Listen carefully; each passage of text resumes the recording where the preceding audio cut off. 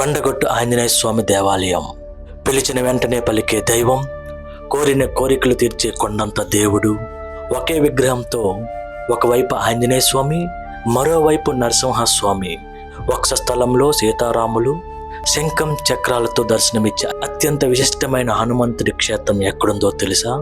అదే తెలంగాణలోని జగిత్యాల జిల్లా కొండగొట్టులో వెలిసిన శ్రీ కొండగొట్టు ఆంజనేయ స్వామి దేవాలయం. పచ్చని పొలాలు, లోయలు, ప్రకృతి మధ్యలో వెలిసిన ఈ పవిత్ర క్షేత్రానికి ప్రతిరోజు వేల మంది భక్తులు వస్తూ ఉంటారు. ముఖ్యంగా మంగళవారం, శనివారం రోజుల్లో భక్తుల రద్దీ మరింత ఎక్కువగా ఉంటుంది. అసలు ఈ కొండగొట్టు పేరు ఎలా వచ్చింది? సంజీవిని పర్వతంతో దీనికి ఉన్న సంబంధం ఏమిటి? స్వామివారు ఒక యాదవుడికి కలలో ఎలా కనిపించారు?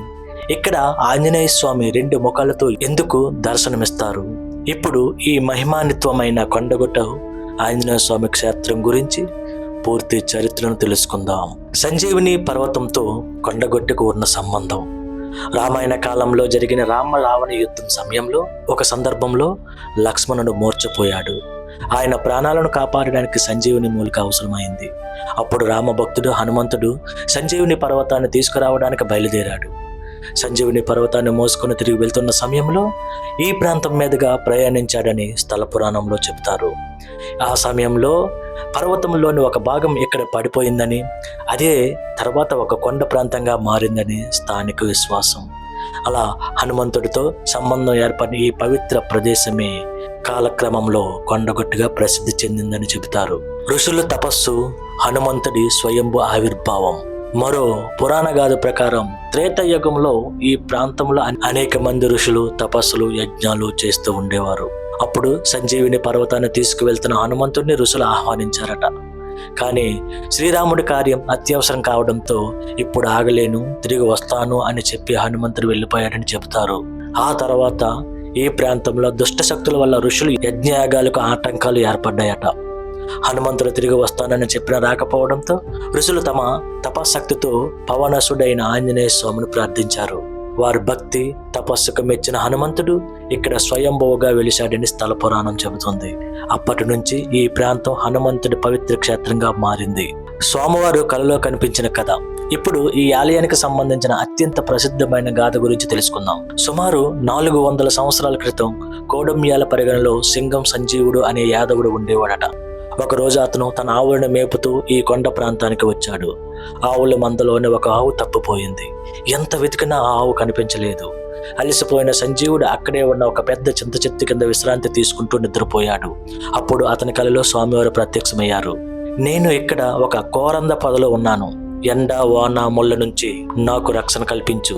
నీ ఆవు జాడ కూడా నీకు తెలుస్తుంది అని చెప్పారని స్థలగాథ. సంజీవుడు ఒక్కసారిగా మేల్కొన్నాడు.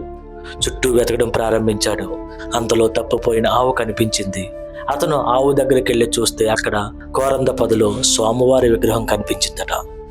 ఆ దృశ్యం చూసిన సంజీవుడు భక్తి పారవస్యంతో మునిగిపోయాడు. తన సహచరుల సహాయంతో ఆ ప్రదేశంలో ఒక చిన్న ఆలయాన్ని నిర్మించి స్వామివారికి పూజలు ప్రారంభించారని చెబుతారు. అలా ఆ ఆవును వెతుక్కుంటూ వచ్చిన యాదవుడికి స్వామివారు దర్శనమిచ్చిన ప్రదేశమే నేటి మహిమాన్వితమైన కొండగొట్టు క్షేత్రంగా మారింది. కొండగొట్టు స్వామివారి విగ్రహం ప్రత్యేకత. కొండగొట్టు ఆంజనేయ స్వామి విగ్రహానికి ఒక అత్యంత అరుదైన ప్రత్యేకత ఉంది. స్వామివారి విగ్రహంలో ఒకవైపు ఆంజనేయ స్వామి ముఖం, మరోవైపు నరసింహస్వామి ముఖం ఉంటాయని చెబుతారు. అంటే ఒకే విగ్రహంలో ఆంజనేయుడు, నరసింహస్వామి రూపాలు సమ్మేళనం దర్శనమిస్తుంది. అంతేకాదు స్వామివారి శంఖం చక్రం ధరించి ఉండటం కూడా విశేషం. వృక్షస్థలంలో సీతారాముల రూపం ఉండటం భక్తులను మరింత ఆకట్టుకుంటుంది. రామభక్తుడైన ఆంజనేయ స్వామి, నరసింహస్వామి రక్తంతో దర్శనమివ్వడం ఈ క్షేత్రాలను గొప్ప విశిష్టగా భావిస్తారు.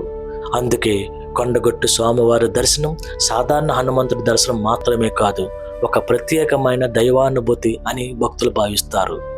ప్రస్తుత ఆలయ చరిత్ర. సింగం సంజీవుడు మొదట చిన్న ఆలయాన్ని నిర్మించిన తర్వాత కాలక్రమంలో ఈ క్షేత్రం అభివృద్ధి చెందుతూ వచ్చింది. మీరు ప్రస్తుతం ఆలయ నిర్మాణం సుమారు 160 సంవత్సరాల క్రితం కృష్ణారావు దేశ్ముఖ్ చేత నిర్మించబడింది. అలా చిన్న పూజా స్థలం నుండి ప్రారంభమైన ఈ క్షేత్రం నేడు తెలంగాణలో అత్యంత ప్రసిద్ధి చెందిన ఆంజనేయ స్వామి ఆలయంలో ఒకటిగా మారింది. క్షేత్రపాలకుడు బేతాళ స్వామి. కొండగట్టు క్షేత్రానికి మరో ప్రత్యేకత ఇక్కడ ఉన్న శ్రీ బేతాళ స్వామి ఆలయం. ఆంజనేయ స్వామి క్షేత్రపాలకుడిగా, బేతాళ స్వామిగా భావిస్తారు.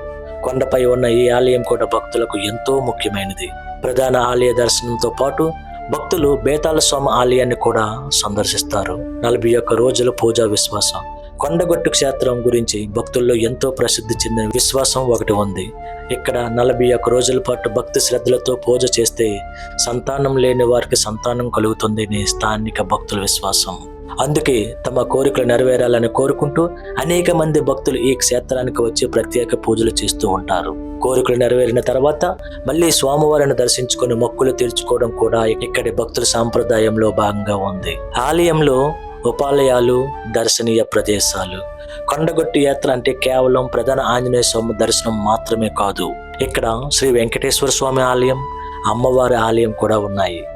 కొండపై బేతాళ స్వామి ఆలయం ఉంది. అంతేకాకుండా శ్రీరామ పాదుకులు, మునుగు గుహ, సీతమ్మ కన్నీటి ప్రదేశం, పులిగడ్డ బావి, కొండల రాయుని గట్టు వంటి అనేక ప్రదేశాలు ఈ క్షేత్ర విశేషాల్లో భాగంగా ఉన్నాయి. కొండలు, పచ్చని వృక్షాలు, ప్రకృతి మధ్యలో ఈ ప్రదేశాలన్నీ ఉండటం వల్ల భక్తికి తోడు ఒక అద్భుతమైన ఆధ్యాత్మిక వాతావరణం ఏర్పడుతుంది. పూజలు, దర్శనం. కొండగట్టు ఆలయంలో తెల్లవారుజామునే పూజా కార్యక్రమాలు ప్రారంభమవుతాయి. ఉదయం సుప్రభాత సేవతో స్వామివారిని మేల్కొలుపు జరుగుతుంది. ఆ తర్వాత స్వామివారి ఆరాధన, నివేదన, అభిషేకాలు, నిత్య పూజలు నిర్వహిస్తారు. భక్తులు ఆంజనేయ స్వామికి అభిషేకం చేయించుకోవచ్చు. అమ్మవారికి కుంకుమ పూజ, శ్రీ సత్యనారాయణ స్వామి వ్రతం వంటి సేవలు కూడా నిర్వహిస్తారు. సాయంత్రం నిత్యహారతులు జరుగుతాయి. మనం గమనించాల్సిన విషయం ఏమిటంటే ఆలయ దర్శన సమయాలు, సేవా టికెట్లు కాలానుగుణంగా మారే అవకాశం కూడా ఉంటుంది. కాబట్టి వెళ్లే ముందు ఆలయ అధికారిక సమాచారం ద్వారా సమయాలను తెలుసుకోవడం మంచిది. కొండగట్టు క్షేత్రంలో ఏడాది పొడవునా అనేక పండుగలు, ఉత్సవాలు నిర్వహిస్తారు. శ్రీ సీతారాముల కళ్యాణోత్సవం, కృష్ణాష్టమి, విజయదశమి, వైకుంఠ ఏకాదశి, ఉత్తర ద్వార దర్శనం, ధనుర్మాసోత్సవం, గోదా కళ్యాణం, పవిత్రోత్సవం, శ్రావణ మేళ, శ్రీ సుదర్శన యాగం, ఇలా అనేక ఉత్సవాలు వైభవంగా జరుగుతాయి. వీటిలో ముఖ్యంగా ప్రతి సంవత్సరం చైత్రమాస పౌర్ణమి సందర్భంగా హనుమంతుడి జన్మోత్సవాన్ని ఎంతో ఘనంగా నిర్వహిస్తారు. ఆ సమయంలో వేలాది మంది భక్తులు స్వామివారిని దర్శించుకోవడానికి తరలి వస్తారు. కొండగట్టు ఆలయ అభివృద్ధి. కాలక్రమంలో కొండగట్టు క్షేత్ర అభివృద్ధికి కూడా ప్రాధాన్యం పెరిగింది. 2023-24 బడ్జెట్లో ఆలయ అభివృద్ధికి నిధులు కేటాయించబడ్డాయి. కొండపై ఉన్న కోనేరు, పుష్కరిణి, బేతాళ స్వామి ఆలయం, సీతమ్మ కన్నీటి దార వంటి ప్రదేశాల అభివృద్ధిపై కూడా ప్రణాళికలు రూపొందించబడ్డాయి.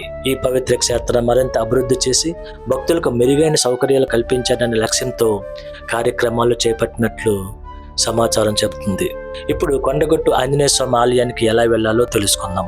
హైదరాబాద్ నుండి కొండగట్టుకు రోడ్డు మార్గంలో సుమారు 160 నుంచి 176 కిలోమీటర్ల వరకు దూరం అని వివిధ వివరాల్లో పేర్కొనబడ్డాయి.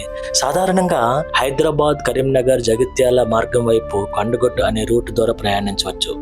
హైదరాబాద్ MBBS, JBS నుండి జగిత్యాల వైపు బస్ సౌకర్యం కూడా ఉన్నాయి. అక్కడి నుంచి కొండగట్టుకు స్థానిక రవాణా సౌకర్యాలు పొందవచ్చు. జగిత్యాల పట్టణం నుంచి కొండగట్టు ఆలయం సుమారు 15 కిలోమీటర్ల దూరంలో ఉంది. బస్సులు, క్యాబ్లు, ఆటోల ద్వారా సులభంగా చేరుకోవచ్చు. కరీంనగర్ నుంచి కూడా కొండగట్టుకు బస్సు, ప్రైవేట్ వాహన సౌకర్యాలు అందుబాటులో ఉన్నాయి. అంటే రోడ్డు మార్గం ద్వారా కొండగట్టు చేరుకోవడం భక్తులకు చాలా ఈజీ, సులభం. ముగింపుగా, ఒక ఆవు వెతుక్కుంటూ వెళ్లిన భక్తుడికి కలలో దర్శనమిచ్చిన ఆంజనేయుడు, ఒకే విగ్రహంలో ఆంజనేయుడు, నరసింహస్వామి రూపాలతో దర్శనమిచ్చే అద్భుత క్షేత్రం. కొండలు, ప్రకృతి, భక్తి కలిపిన పవిత్ర ప్రదేశం.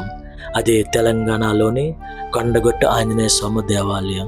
మీరు కూడా కొండగట్టు స్వామివారిని దర్శించుకున్నారా? మీ అనుభవాన్ని కామెంట్లో తప్పక తెలియజేయండి. ఈ వీడియో మీకు నచ్చితే లైక్ చేయండి, షేర్ చేయండి, ఛానల్ను సబ్స్క్రైబ్ చేసుకోండి. జై శ్రీరామ్, జై ఆంజనేయ, జై కొండగట్టు అంజన్న.